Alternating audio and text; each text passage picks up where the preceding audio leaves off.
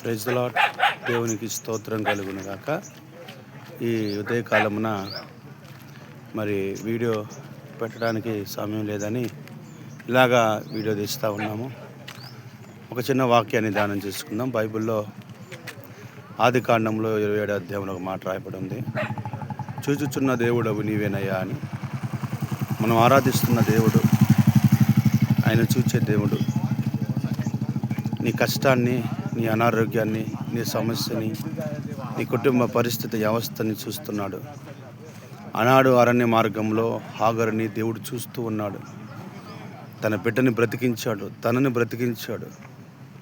ఆయన చేసిన వాగ్దానాన్ని నెరవేర్చుకున్నాడు. నీ ఆధ్యాత్మికమైన జీవితంలో కూడా నిన్ను ఎవరు పట్టించుకోవట్లేదా? ఎవరు నిన్ను గమనించట్లేదా? ప్రభువు నిన్ను గమనిస్తూ ఉన్నాడు. ఏదో ఒక రోజు నీ కష్టాన్ని, నీ బాధని, నీ శ్రమని, నీ అనారోగ్యాన్ని దేవుడు చూసి నీకు తగిన ప్రతిఫలమును దయచేస్తాడు. ఆటంకాలన్నీ దూరపరుస్తాడు. ఆయన పరలోకంలో సింహాసనం మీద ఆసీనుడే ఉన్న దేవుడు నీ కొరకు దిగి వస్తాడు.